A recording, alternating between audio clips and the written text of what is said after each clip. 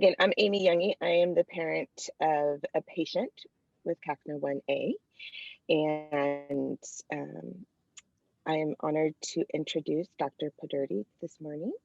So Dr. Poduri received her BA in biology, summa cum laude, from Harvard University, and her MD from the University of Pennsylvania School of Medicine, and her MPH from Harvard School of Public Health. She is currently the Director of Epilepsy Genetics Program and a co-director of the Program for Neurogenetics at Boston Children's Hospital and a professor of neurology at Harvard Medical School. Dr. Poduri started the Epilepsy Genetics Program at Boston Children's in 2011 to create a transitional infrastructure for clinical and research activities focused on epilepsy genetics. She began her independent research laboratory at Boston Children's Hospital in 2013, integrating clinical research with bench laboratory research, focusing primarily on the zebrafish model system. She is a key participant in epilepsy genetics research at the local, national, and international level. She has been part of an international effort to understand the genetics of severe early onset epilepsies. She served as the Boston Children's investigator for the NIH-funded Epilepsy Genome Project, a national multi-centered research study, and co-investigator for the Epi4K follow-up study. We are grateful to have her with us today to share about her project on CACNA1A epilepsy, phenotypic landscape, and genotype-phenotype correlations. Welcome. Thank you, Dr. Poduri. Thank you so much, Amy. I'll just share my screen here.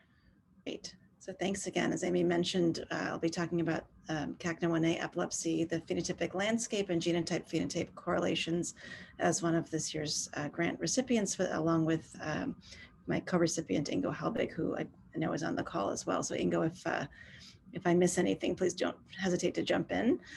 We're really excited and honored to be able to work with you all on this important topic. I know you've heard from Dr. Chung, who's running the natural history study, and we really want this to be kind of a partnership and parallel effort where we're doing a deeper dive in this particular project on the epilepsy aspects of CACNA1A, but certainly there are many, many different aspects that we can focus on, as you've been hearing about. So I'll really start by giving you an overview and tell you, why this project, why CACNA1A, and for myself, and I know I speak for all of my program and my colleagues here, as well as Ingo and the group at CHOP, that we're really thinking about CACNA1A along with many other genes in a precision medicine context. So I'll sort of outline that for you as I start many of my talks, just to sort of think big picture about why are we doing this and why did we propose this project, what's our long-term purpose, and then I'll focus a little bit on CACNA1A epilepsy, talk about why we're focusing on epilepsy, discuss some open questions in the field and how we hope to approach and addressing them in the coming years.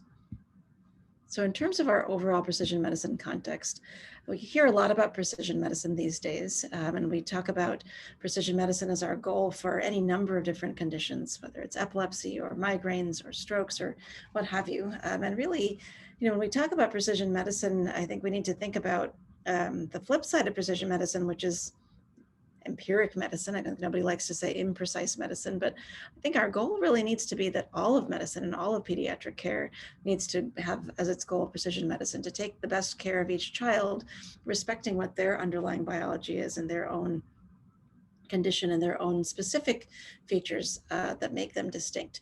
And the first step of being able to do that is really trying to find the cause of their condition, so precision diagnosis. So what we try to do in neurogenetics and epilepsy genetics is to bring what we know about genomic science, which has really accelerated in the last couple of decades and continues to accelerate. Neuroscience, most of us who are pediatric neurologists and neurologists seeing patients with neurological conditions are also neuroscientists. And then epilepsy, and we fuse all of those bodies of knowledge together into what we hope will become precision medicine for patients with epilepsy. This is my particular context also because I am a pediatric epileptologist, and because of that, I want to put that out there in the beginning. I'm not necessarily going to be the expert on migraine or the experts on some of the conditions that come along with CACNA1A. So I want to get that out at the outset, that I really sort of have approached this from an epilepsy lens, and I'm going to learn from all of you and from the community about some of the non-epilepsy aspects as we go along. So in terms of genetics and precision medicine in epilepsy, I'm going to build for you an inner circle and an outer circle. And the inner circle is what happens on Tuesday afternoon when I see patients in clinic. Some of you, Ingo in particular, have had to see this slide before, so bear with me as I go through this again. But I think this is a useful context for what we're planning to do for CACNA1A. So when I see patients in clinic, or when Ingo sees patients in clinic, we certainly confirm a diagnosis of epilepsy, which is recurrent unprovoked seizures or a tendency for them. We now today in 2021 can do a genetic evaluation for many of our patients. And we do that with a number of different tools, whether it's panels of genes that are sequenced and evaluated for deletions or duplications, whole exome sequencing, and increasingly even whole genome sequencing. And then we proceed to treat the symptoms, in this case seizures, and to try to prevent them. And the clinical treatment that we employ is by and large empiric treatment, meaning not specifically geared towards a given gene. So how can we move that empiric practice that we have now towards precision medicine? And I really feel strongly that we need to do that by bringing research into the mix and by taking these important questions. How do we solve the puzzle of what caused somebody's epilepsy? And then how do we use that knowledge to treat their epilepsy? Those important clinical questions, those motivate our research, which is going to build this outer circle. And then the research actually comes back to bear and to inform what we do in our clinical practice. So one thing that we can do is establish registries or natural history studies, which has already started in the CACNA1A area, which is really important, and a credit to all of you in the foundation for organizing as a community and coming to us at various institutions to say, you know, we're here, we're ready, sign us up so we can contribute our information and our insight about what's important. And this really, you know, when you talk about science, there's clinical science, there's clinical trial science, there's basic science in the laboratory with animal models and cell models.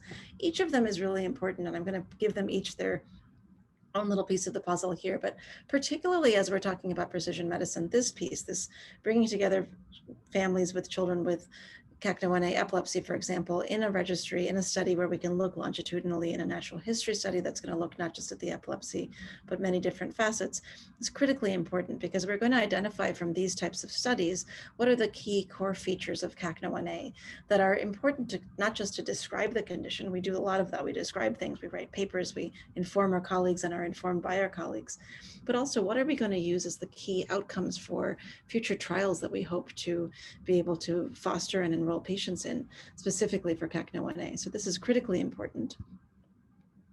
There's also gene discovery. So we know our gene. So why am I mentioning gene discovery? Well, we know our gene for many cases, but I would argue there are probably several patients and groups of patients out there with CACNA1A related conditions who have yet to be sequenced.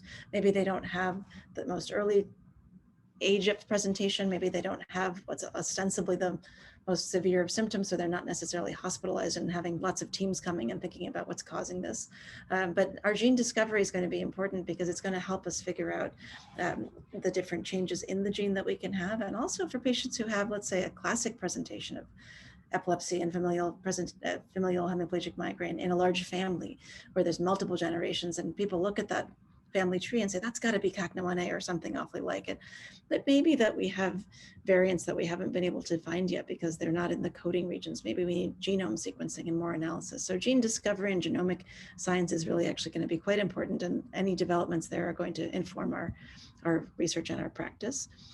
Expert variant review, I'll allude to this several times, but Ingo Helbig, Heather Mefford, and colleagues around the country have organized epilepsy-specific expert variant review, and that's going to be really important as it interlocks with the Center Without Walls that Al George is running and that Ingo's part of, and that we're all contributing to. So every time you find a change in CACNA1A in a given individual, does that mean that they have CACNA1A epilepsy or CACNA1A migraine or CACNA1A whatever condition it might be?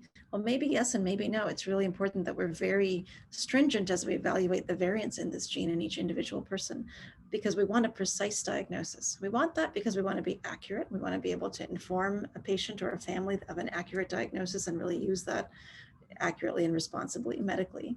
We also need to know that a variant is pathogenic or likely pathogenic, that that's the answer, that CACNA1A is the actual diagnosis. Because if we're going to be thinking about precision medicine a few steps ahead and enrolling patients in clinical trials, we want to enroll the right patients in the right trials, specifically if they're mechanistic trials, if they're specifically addressing the CACNA1A dysfunction. We really want to be sure that that's what the patient has. Along with that, we want to do functional assessments. We want to look, in fish and mice and cells and all manner of different models. We want to look at the variants that are important. So this variant curation step of knowing what are the variants that are important can really inform our preclinical models.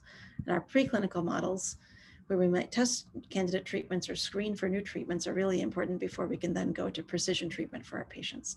So we go full circle, and we will then get back to clinical science and trials in the form of precision treatment if we can really make all these things happen. So that's a broad overview, and that would apply to any genes. I've contextualized it here for CACNA1A. But I'll now shift gears and talk to you about CACNA1A epilepsy and talk to you about why we're thinking about epilepsy in the context of this broad phenotypic spectrum of CACNA1A. So I'll back up a little bit. Back in the mid-90s, when I was a medical student at the University of Pennsylvania, if you asked me what genes caused epilepsy, we actually didn't know any. We knew that there were pedigrees. We knew there were family trees where multiple individuals in a family might have epilepsy. So that was one piece of evidence that epilepsy had a genetic component. But we certainly didn't know about CACNA1A in that context. We also had a lot of patients with severe early onset epilepsies, what we now know to call developmental and epileptic encephalopathies, things like infantile spasms, really early onset epilepsies like Ohtahara syndrome, all types of epilepsies with all sorts of seizures that are presented in the first year of life, for example. And we didn't have genes for most of those. We had genetic causes for a handful. So we actually did, even without genome sequencing and exome sequencing, know, for example, that trisomy 21 or Down syndrome was a genetic cause of neurodevelopmental disorder. And that came along with infantile spasms in some cases. So we were not completely without the ability to make some diagnoses, but it was few and far between. Most of our patients, what we called idiopathic epilepsies or presumed genetic epilepsies as the years went on. And I'm giving you this history to really give you a sense of how things have changed pretty rapidly in the last couple of decades. So how did we know of CACNA1A? When I was a med student and rotating on the neurology service at CHOP, where Ingo is now, we would occasionally see patients with ataxia. And ataxia sometimes would come in these bouts of ataxia. And it was just at that time that CACNA1A was one of the new genes for episodic ataxia. And I'd say by the time I got to residency a couple of years later, there was a small handful of genes for episodic ataxia, and CACNA1A was one of those genes. So that's really the context in which I knew this gene. I knew this gene for a long time, but really as an episodic ataxia gene. And I will tell you, we thought about it a lot. We didn't have EUC sequencing in our clinical toolkit. And I never made a diagnosis of CACNA1A related episodic ataxia during my training, but it was something we talked about on rounds as we do as neurologists. We sort of come up with lists of things that people might have. We then learned about CACNA1A as a familial hemiplegic migraine gene. So here I am now in the early 2000s, training in epilepsy, going to look with several colleagues at genes for all sorts of different epilepsies. And CACNA1A is just not even in the same folder in my brain in terms of where I'm thinking. It's in that episodic ataxia list of genes. Fast forward then the next several years, we then learned that CACNA1A could be associated with spinocerebellar ataxia, alternating hemiplegia of childhood, various stroke-related conditions, and then finally epilepsy. So my epilepsy knowledge and my CACNA1A little bit of knowledge came together really quite recently in the past few years when we heard about hemiplegic and hemiconvulsion epilepsy, and then we heard about developmental epileptic encephalopathies that Ingo and I look for genes for all the time. And CACNA1 finally sort of made it to that. So I just wanted to make a point here that, this is sort of how I've summarized this, sort of thinking about how I've thought about it over time and so on. But you all, the CACNA1A Foundation, has made a really nice way of categorizing these neurodevelopmental disorders, ataxias, epilepsy-related conditions, migraine, atrophy, and then some other conditions I didn't mention.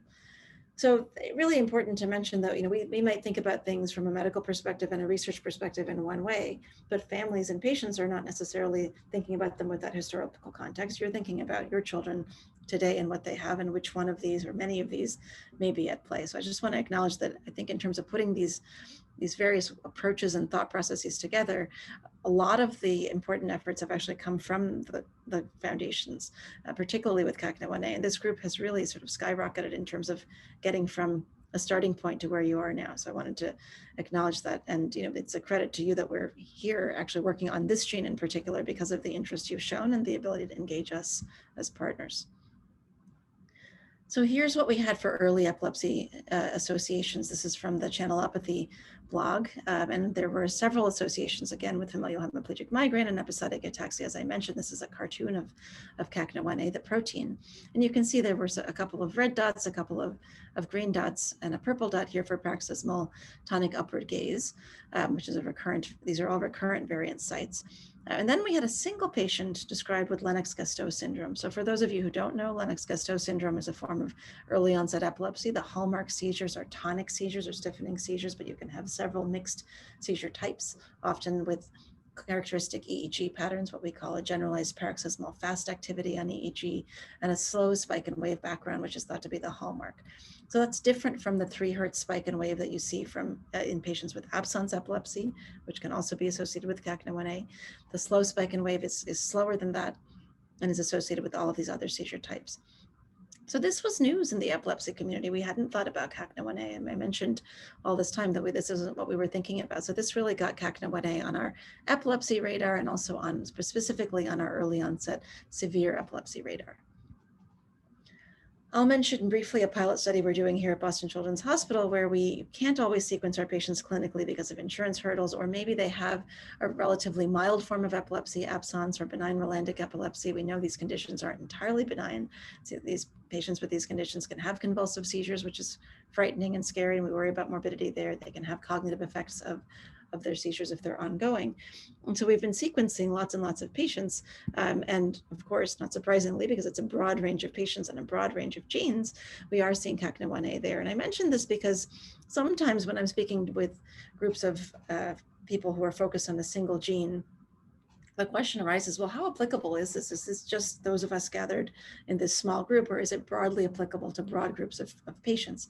And I will argue that anything we learn about a rare condition actually will have applicability in terms of our treatment approach and our precision approach.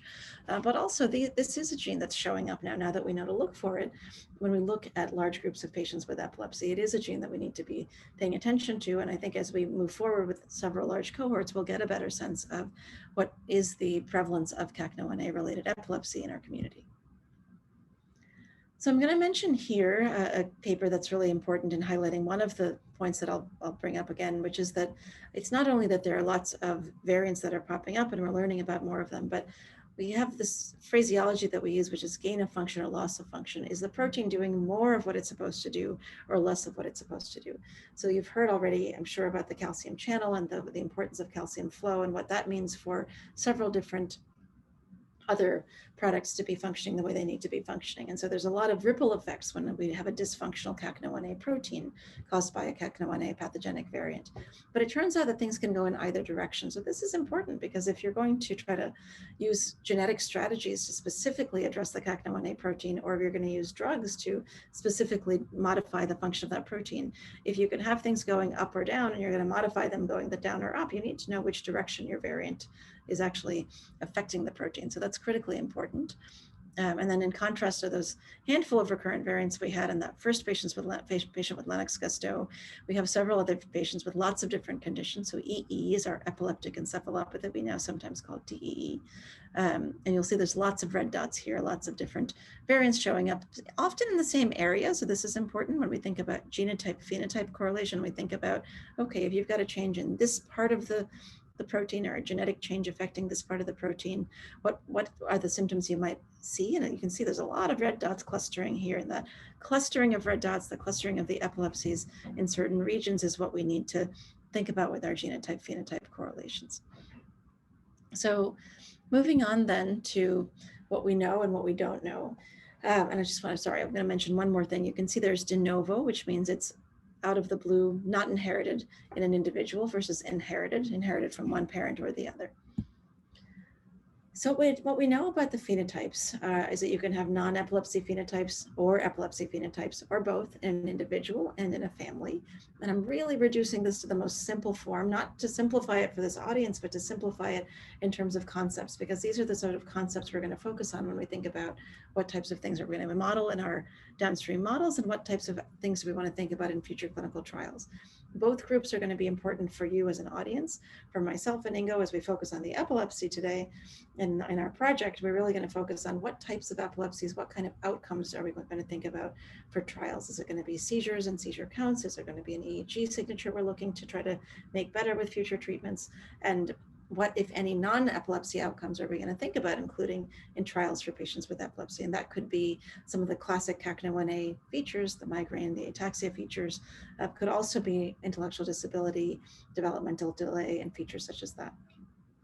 We've also seen from the literature that's evolving is that you can have mild effects or severe effects for an individual patient. You can have cognitive effects present or not present. You can have them mild, moderate, or severe. There's a whole range of features. And this becomes important, again, not just for descriptive purposes, but also as we think about the treatments. Are we going to think about genetic strategies that are invasive, and how invasive is tolerable? That's going to depend on how severe the symptoms are. I think people could reasonably consider treatments that might have some risk associated with them, either from the delivery of the treatment, if it's spinal treatment for an ASO, for example, or if it's an oral treatment with side effect potential.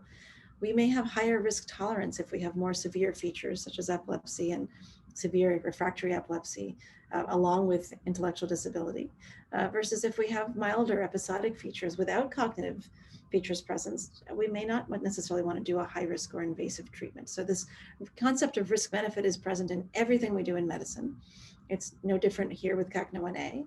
It's really, really important as we think about the phenotypes of how severe are they, how life affecting are they for patients and their families, because that degree of severity is very much going to influence our conversation about how much risk might one be willing to accept in terms of the risk benefit calculation. How much do we stand to benefit, and how much risk might we be accepting?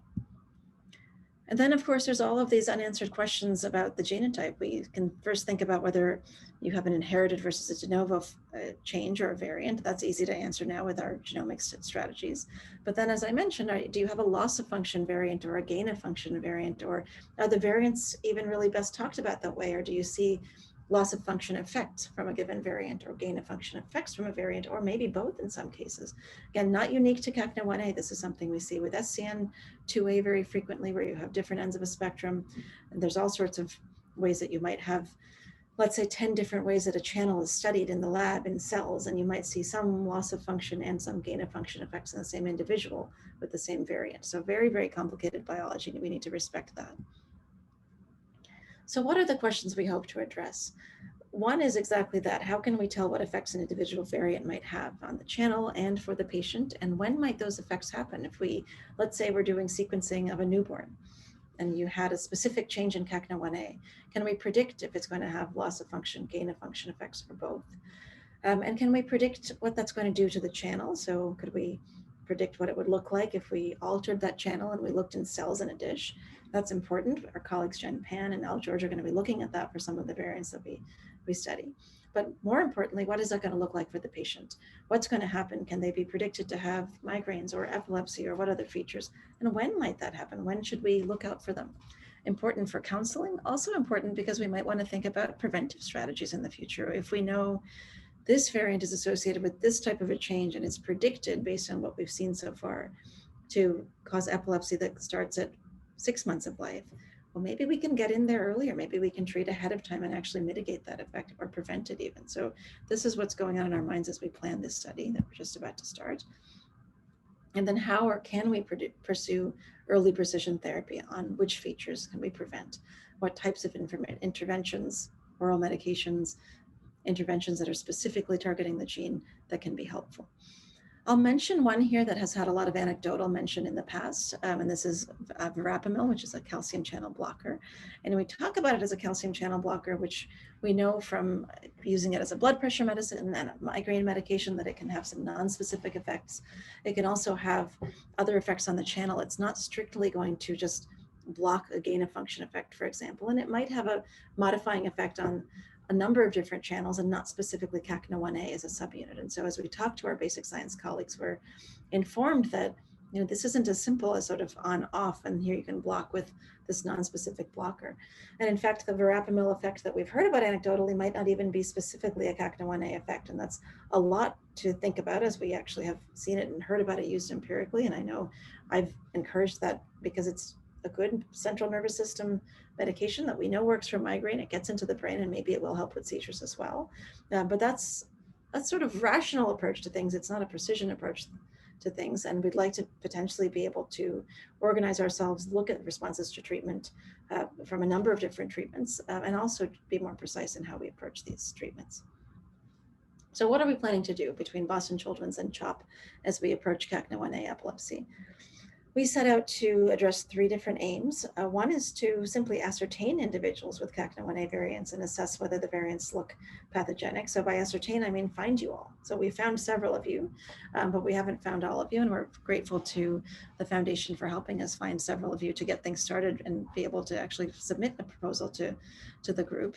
And that's our first aim, is let's make sure we're catching everybody we can catch, and also in turn referring them to Dr. Chung's study, and hopefully have some referrals from Dr. Chung's study when she identifies patients with epilepsy as a major feature.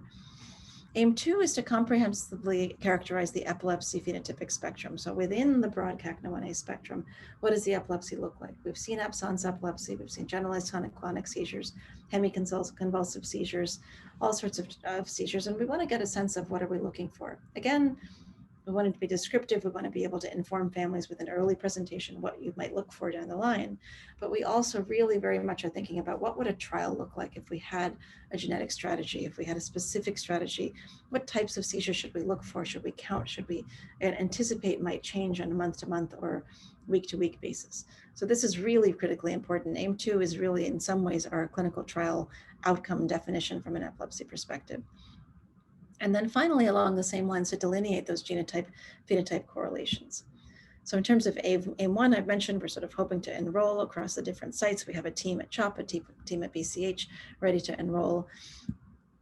Aim 2 is where we want to comprehensively characterize the phenotype. Now, this is what we do in clinic, but we want to really be specific. We want to use standardized terms that anybody in any epilepsy group could use. This is terms used by the International League Against Epilepsy, and terms that can be incorporated into a medical record search, depending on the medical record and depending on the searcher. So I'm going to borrow from Ingo's group here, where we can think about CACNA1A in the context of other features.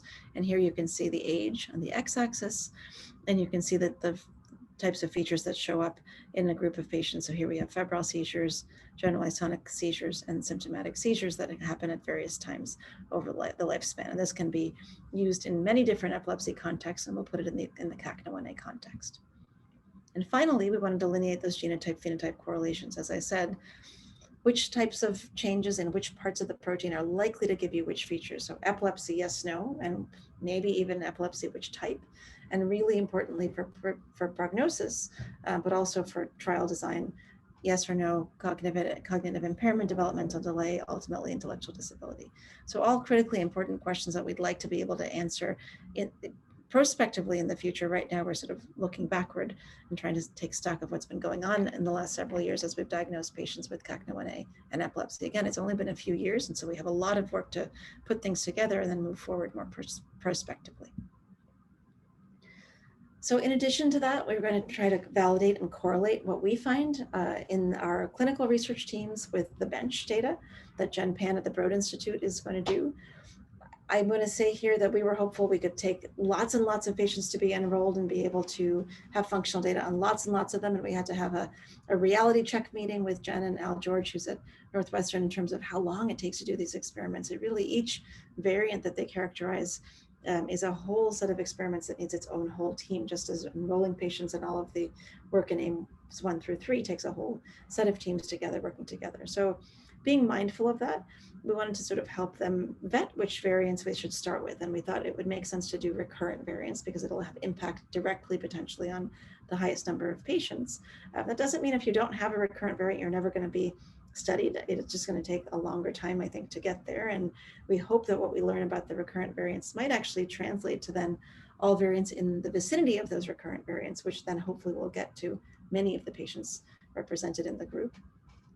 And there's going to be direct synergy now with all of these aims with Al George, largely through Ingo, who's an important part of the variant curation group in the U54 for the Center Without Walls. So we're really grateful to Jen and Al for being able to work with us and actually support the functional validation. The first few are going to be done kind of as a pilot study, and then we've encouraged them to actually come back, report to us, and report to you what it would take to do an additional larger number of them in the future.